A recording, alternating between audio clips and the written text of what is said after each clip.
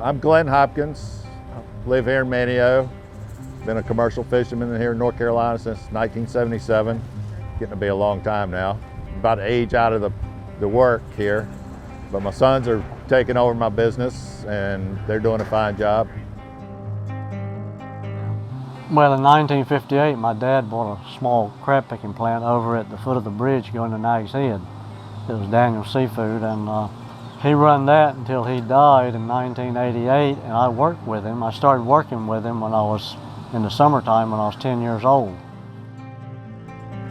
So my dad, how it used to go was that he would go out fishing. So he'd leave here at like 3 a.m. and he'd be gone till 2. And then he would come home and he would unload the fish, and then he would bring them over here and he would fillet them. My brother has been going out with my dad fishing since he was a baby. It used to be fun. You know, when I started crabbing, I was 14 years old. I could go out there and catch anywhere from 1,100 to 1,400 pound of crabs every day after school.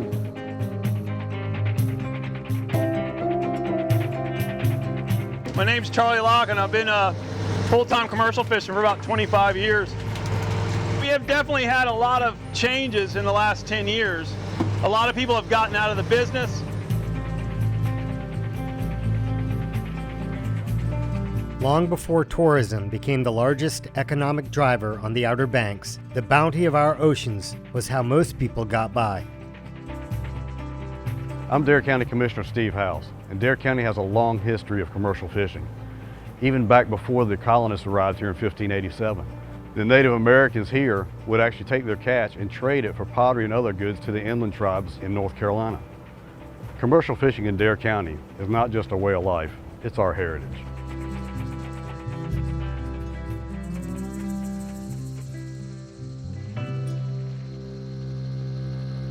Today, the fishing industry is second only to tourism, and it could easily be argued that one cannot survive without the other. Because what do vacationers come here for?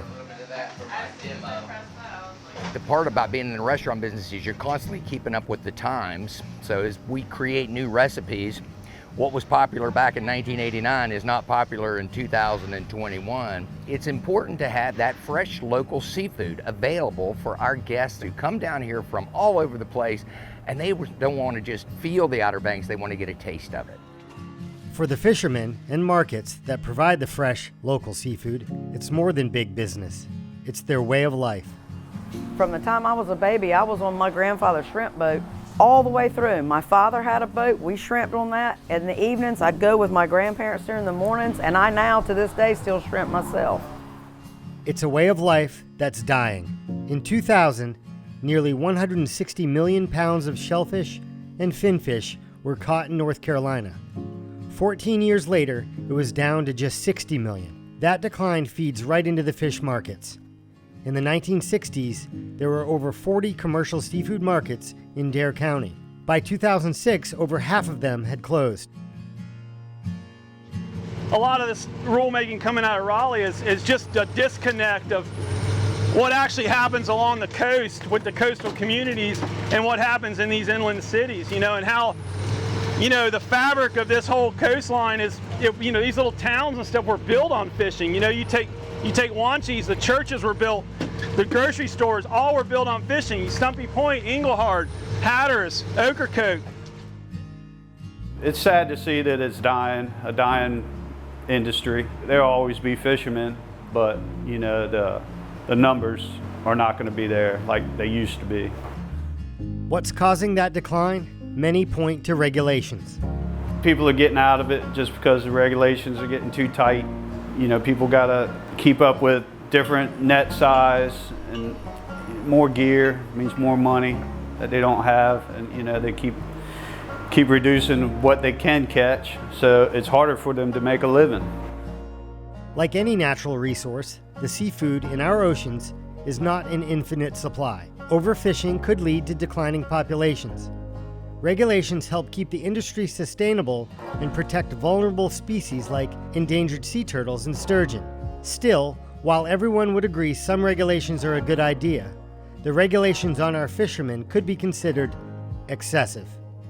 We tell Noah when we're leaving the dock to catch tuna. Every tuna that gets hooked is videoed and it is measured, and they have footage of it, and they know where the boat caught it. They know how long their gear was in the water, how many people were on the boat.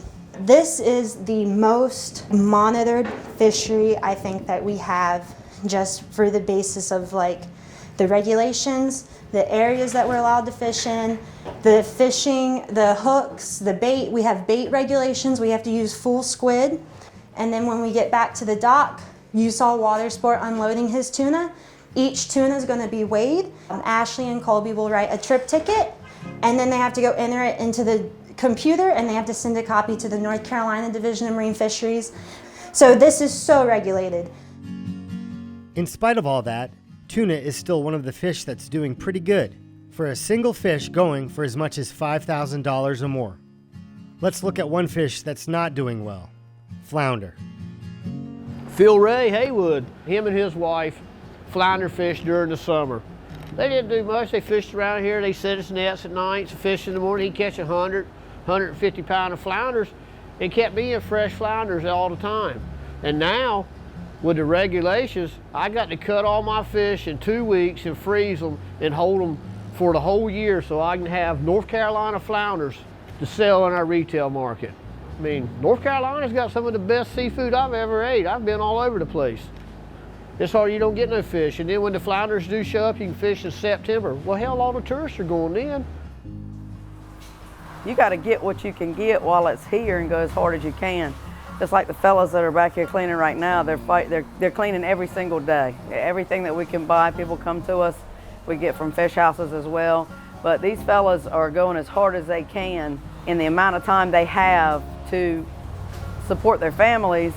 And we're on the opposite end of that, where we buy everything we can, and we have to buy as much as we can to put away and freeze, because flounder is one of our main staples here at Lone Cedar.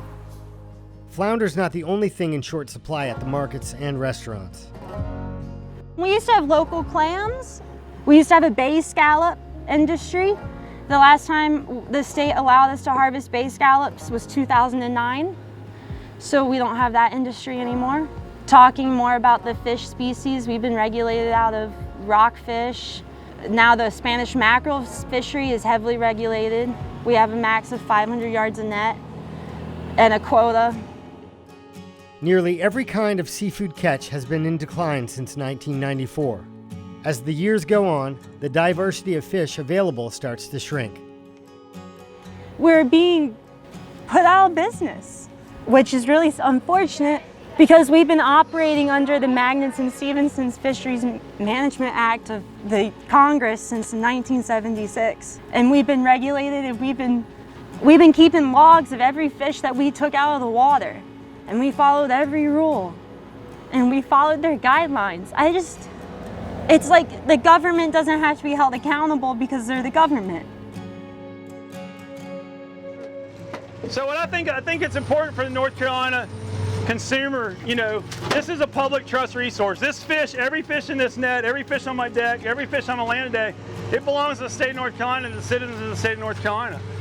And certain organizations and certain CCA and different organizations, I hate to say names, but that want to say end commercial fishing in the state, it's a very selfish thing, because it's almost an elitist mentality of like, well, let's make it a game fish. Let's make speckled trout, red drum, striped bass a game fish. Well, people don't understand is when they make something a game fish, they make it a non-commercially sellable species, and therefore, if you don't have the financial means, or you can get to the coast to catch that fish yourself, all of a sudden that public trust resource has just gone into the hands of a few elite people that have the money and the means to go catch it themselves, and so you take it away from a vast amount of consumers that live in rural areas that just love to eat seafood.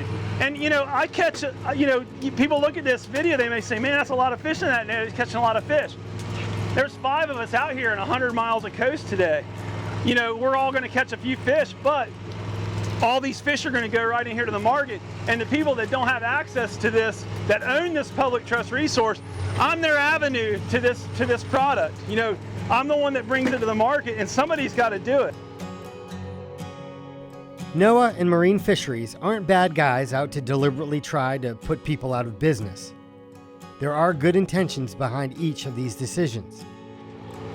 My attitude's changed towards fisheries managers in a positive way because that's what their job is to manage. My job is to harvest, but if we work together and we all come together, sometimes it really works in the best interest of the fisheries and the fishermen. The question is, are all these rules helping species like the sea turtles? For the moment, it's hard to say. Scientists have reported an increase in sea turtle nests worldwide, but since those baby turtles will take another 30 years to mature and lay eggs on their own, it could be decades before we know if the regulations are helping.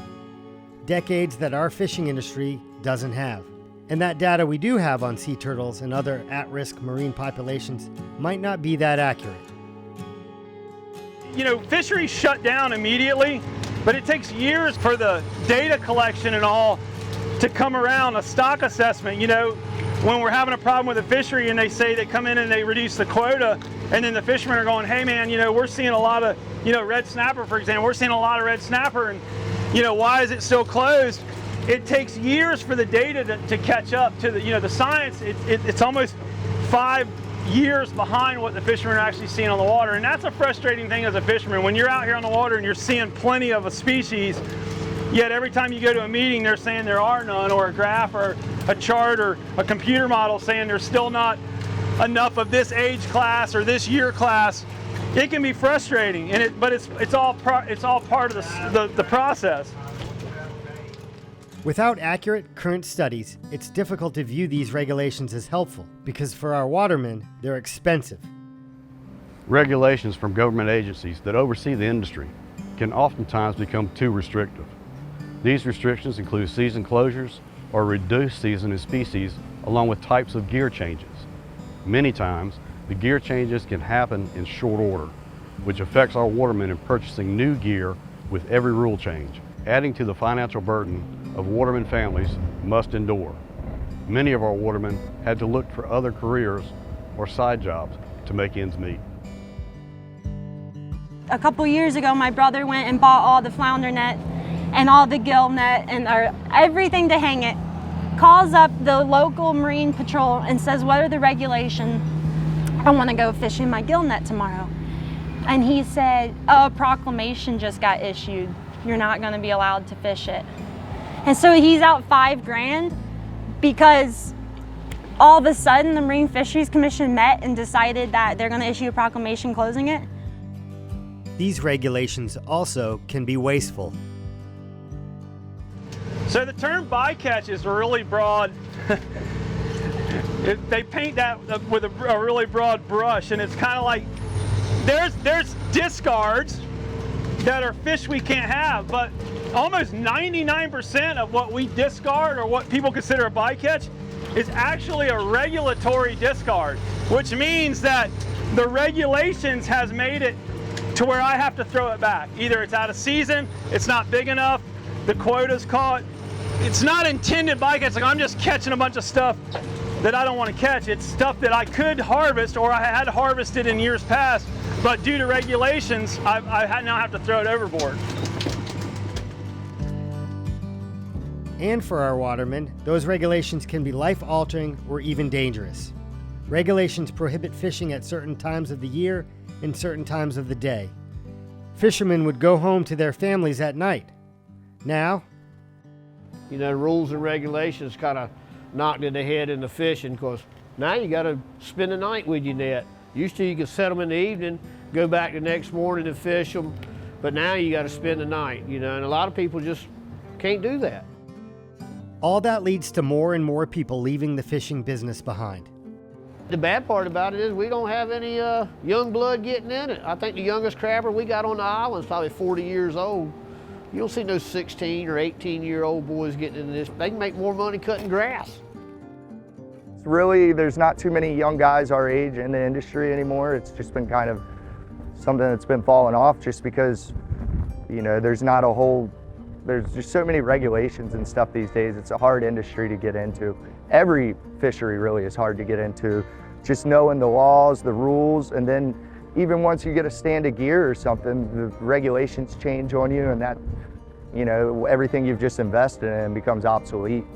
And it's really tough. It just seems like everything's designed to keep people out.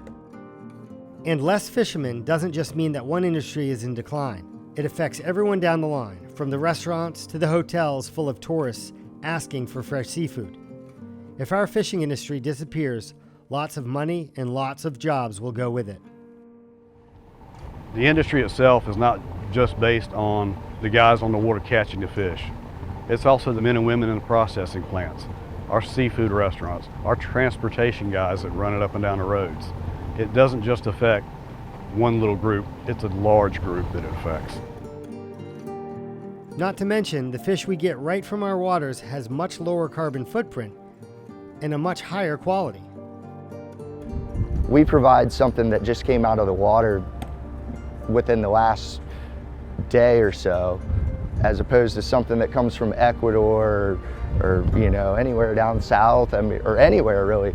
It's been handled for a few days, probably poorly managed, then shipped to you, poorly handled again, put on the shelf, and then to the consumer, where we could just harvest our great resource right off our coast here, have a great product that people, if they knew the ins and outs of it, no one would want to buy imported seafood. They would, you know, gladly pay the extra few dollars to get it right here at home. It's sad.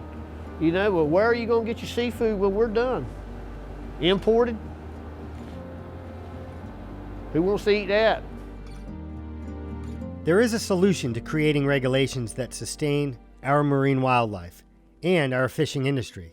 It starts with getting the expert advice of the people who are out on these waters every day, because they have a lot of good ideas. North Carolina watermen are leading the nation and the world in bycatch reductions.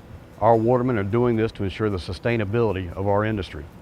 Many of these efforts, by their own explorations and knowledge of marine biology and fishing, knowing where and when species should be caught, along with implementing net safety precautions like turtle escape hatches. Even a few years ago, voluntarily supported doubling the cost of a commercial fishing license for research and enforcement procedures to help sustain the industry. When you mix the science with politics and bias, then that's what really gets under, you know, people like me skin. You know, we're all, as fishermen, we're naturally conservationists, because, you know, if we catch everything, then we don't have anything to catch, you know, in the future. Our commercial fishermen are the ones who most fully feel the impact of these regulations. They're the ones out on these waters every day, and they're the people who are best able to brainstorm solutions. They're also the ones that no one is listening to. I don't know, it's kind of like we got a crosshair on us. You know, it's like it falls on deaf ears. I've heard they're trying to do away with the shrimping now. I think it was a couple years ago when they had the most shrimp they've ever had. These big boats that go down the Sound here and come in Wanchese to unload at the end of the week. Most shrimp they ever had. And I got word that they wanted to shut down shrimping because there were so many shrimp. You're supposed to do it because there ain't very many shrimp. Yeah. It don't matter what it is. The excuse is whatever's happening. The Outer Banks commercial fishing industry has been in a steady decline for years, and so far, nothing has changed. If action isn't taken now, it could be that commercial fishing vanishes for good. How do we make a difference? Well, this is one of those topics that we can make a difference, okay? As an individual, we can make a difference. It's just as simple as when you go out to buy seafood, buy local. When you go out, support those fishermen. Support them with your pocketbook. Support them by buying just that one piece of rockfish or that 2 pounds of shrimp. You know, it's a passion that's been passed down from generation to generation to generation. And fishing's hard enough, but when we put extra pressure on them, we're gonna beat the passion out of them. And all of a sudden, we're not gonna have any more fishermen. And then we're gonna have a whole other set of problems. So what we need to do is we need to encourage it, and we need to continue this industry because we survive off of it. What we're asking for is a call of action from our representatives in Raleigh to our North Carolina Marine Fisheries Commission, and to everyone out there who enjoys North Carolina fresh seafood. Keep your eyes and ears open of what's happening to our industry, and let our representatives know you support our commercial fishermen. For more information about how you can support North Carolina's commercial fishermen, visit www.ncfish.org.